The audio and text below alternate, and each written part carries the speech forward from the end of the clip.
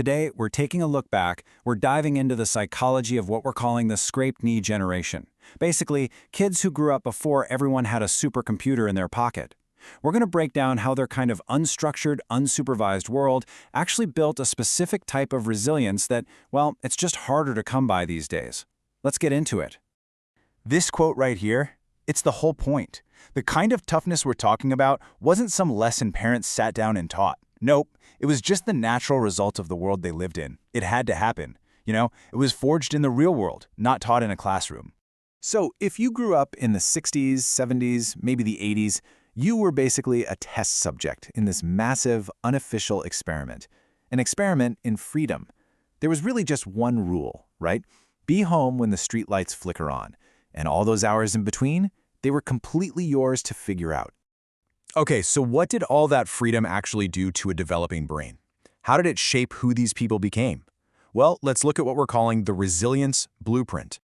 There's actually a psychological term for this. It's called calibrated risk-taking. Think about it.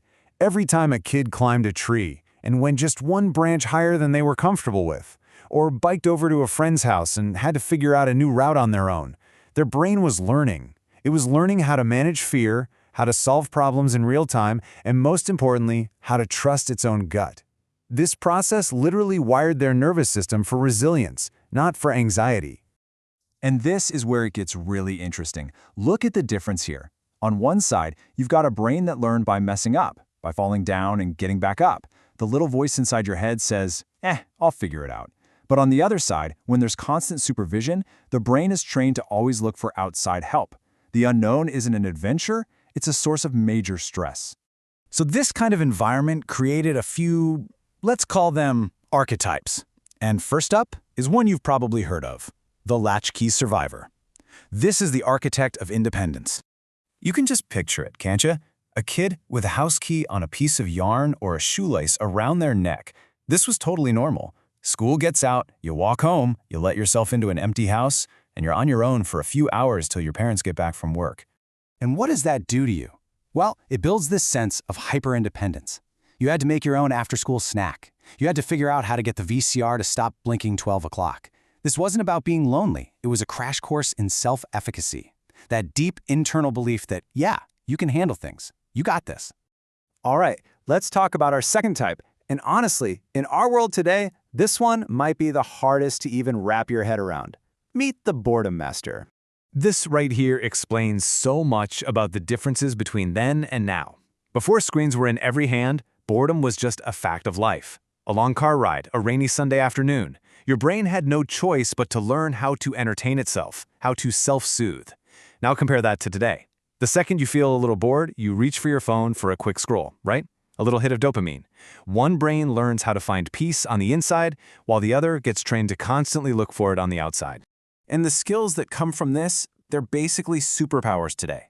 Being able to just sit through boredom is actually training for emotional regulation. It's the ability to not freak out in the quiet moments. In a world that is so loud and distracting, just being able to be present, to be okay with silence, that's a huge deal. And this leads us to our final archetype. This is the person who was shaped by a very no-nonsense view of the world. The pragmatic realist. A lot of kids in this generation were raised by parents who'd been through some really tough times themselves. And the philosophy wasn't to ignore your feelings, not really. It was about building resilience. It was this core understanding that life can be hard, and the goal isn't to never fall, it's to bend without breaking. You deal with it. And that creates a very particular kind of person. It's someone who can sit with discomfort and not just fall apart. Their confidence isn't loud, it's not flashy, it doesn't need a bunch of likes or comments to feel real. It's just there, deeply rooted. They carry this quiet wisdom that comes from just accepting reality for what it is. Okay, so we've met the latchkey survivor, the boredom master, and the pragmatic realist. But what's the big takeaway here? What's the hidden truth behind all this scraped knee psychology? This is it. This is the whole ballgame. Real strength. That deep down resilience, it's not something you can learn from a textbook or a YouTube video. It's built in the thousands of little, unguided tests you face growing up, from figuring out how to fix your own bike chain to navigating a playground disagreement, all on your own. People from this time, they really are a bridge generation. They have a foot in two completely different worlds. They remember what it was like when things were analog and raw and kind of unfiltered, and now they live in our world, which is digital and lightning fast. They hold the wisdom from both sides of that great divide. So I'll just leave you with this question. When you think about the people in your life, maybe your parents or grandparents, which archetype do you see?